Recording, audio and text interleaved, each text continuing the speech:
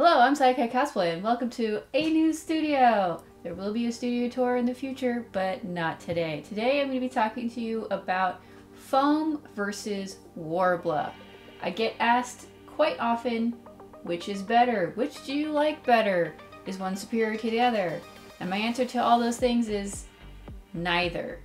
So I use both foam and Worbla in my armor making, and I use them in different ways, and they are different materials and they have different pros and different cons. So today I'm going to show you how they work differently, how one might be more appropriate for one application versus the other, and what you can do with both of them. So to demonstrate what these materials are, I've made the same thing out of the two different materials. So this is a feather made out of Worbla, and this is a feather made out of foam. I've put together a little making of both of these feathers footage for you so you can see how they're made and the making of process and the differences in how they're made and what you need to do to make these things. The first step to working with both materials is having a pattern to use to make the pieces. Once you get your pattern cut out, you're going to trace it onto the Worbla that you're using. In this case, I'm using black Worbla. There's different types of Worblas. This is just one of them. They are all capable of being molded by heat. So when using Worbla, you need to either use a double layer or use foam inside between layers of Worbla. In this case, I'm using a double layer, and I'm just making a little tiny spine to go down the middle out of a little bit of the scraps off of either side. I'm going to trace the feather onto the Worbla, put the spine in between, heat up both sides, and lay the layers together. And that's pretty much it for making this particular piece, other than cutting out the feather shape from the two sections of Worbla. This is something that's really easy to make. It doesn't take that long, and you can use this as decoration for armor, as a prop. There's multiple different uses for a little Worbla feather. So I'm going to cut it out and make sure it's the shape that I want, cut any little pieces off, and make sure it cools down in the shape that I want. For making a foam feather, you're going to cut one layer. In this case, I'm using 2mm EVA foam, otherwise known as craft foam. And for this feather, all you have to do is cut out the shape. I'm going to add a little bit of a spine using hot glue, but other than that, that's it. So working with foam is quite a bit faster than with Worbla.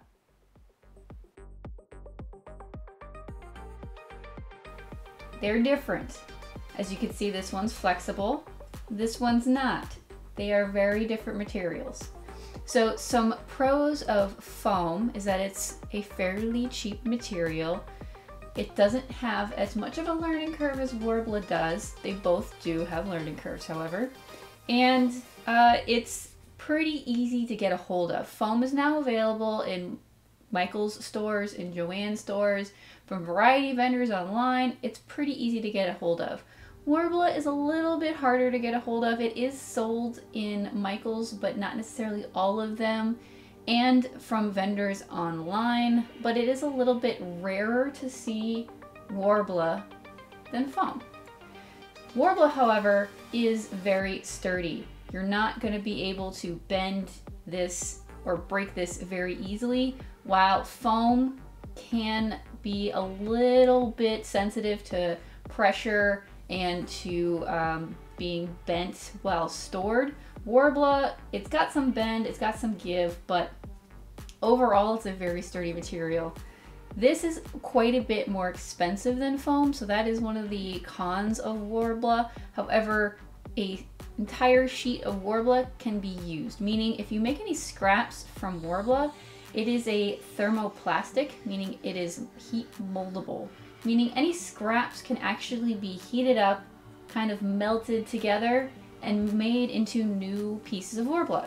So even though Worbla is more expensive, you can still use the whole sheet when you buy it. The same cannot be said for foam. Foam, once you've cut it, That's the shape that it is. You can't add or you can subtract, but you can't add to it. So if you cut something and you cut wrong, or if it's the wrong shape or whatever, you have to cut a new piece. So there is more wastage with foam than there is with Worbla. Foam, when it's in an area that is a high contact area, say shoe armor, is more likely to break down, get scuffed, crease, or break than Worbla. In an armor build, I use both these things. So I use both EVA foam, craft foam, 4mm, 6mm, 10mm foam, and Worbla. Depending on the needs of the piece, I will use one, both, or more materials. So for example, for foot armor, I will probably use craft foam, cover it with Worbla, and then on the leg armor where I don't want it to be as heavy as Worbla is, I'll just use foam, where there's not going to be as much shearing force, there's not going to be as much flexion, there's not going to be contact with the ground. That's a piece that's better off as just foam. Whereas if it's a piece of armor that's going to be coming in contact with the floor, you may want to consider covering it in Worbla so that it doesn't break as easily. For example, on my Taronda armor that I made almost 4 years ago at this point, it is a combination of Worbla and foam.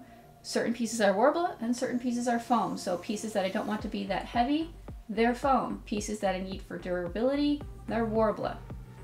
So that's one thing that you can think about when you're making your armor. What pieces are going to need a lot of reinforcement, what pieces aren't, etc. The thing about Worbla is it is a lot heavier than foam. So if you're going to make an entire armor out of Worbla, you have to take into account this is going to be at least twice as heavy as this. So if that is a concern for you, you might want to consider an armor out of foam. Both are going to be warm. You're covering yourself in foam and Worbla. These are plastics. Both are going to be warm. So you have to take that into account for both these materials. How your body heat is going to affect things. Body heat can break down glues and glue bonds. So you have to be careful when you have pieces that are close to your body. What are you going to make them out of? What are you going to reinforce them with? So a lot of costumers will use foam, but then reinforce the interior with Worbla so that the piece doesn't flex, doesn't break down, and is more sturdy. So you can use these materials in very different applications. There's a lot of different things that the materials do. There are things that foam can do that Worbla can't. There's things that Worbla can do that foam can't. So when I'm building an armor, I will look at each individual piece and say, okay, I need this quality and this quality. I'm going to choose to use this material or a combination of materials. That's my 2 cents on foam versus Worbla. One is not superior to the other. They are different. You can't compare apples to oranges. A lot of people think that, one is superior to the other, and that's their opinion. This is my opinion, and this is my channel, so I get to say what I want. So that's what I say. So I hope you've enjoyed my little making of tutorial. And as you can see, they work differently. You don't necessarily need to spend as much time with the foam as with the Worbla, because the Worbla takes a long time to heat up and become malleable, and it takes a long time to cool down. But once it does, it stays in the shape that you put it into. Foam, when you cut it and you shape it, it does stay in that shape, but it can deform over time. The Worbla will not deform. So I hope you enjoyed this little foam versus Worbla tutorial info session video. And if you like the video, give it a thumbs up, leave a comment, and hit that subscribe button and that bell notification for when I put up a new video. I'll see you in the next one. Bye!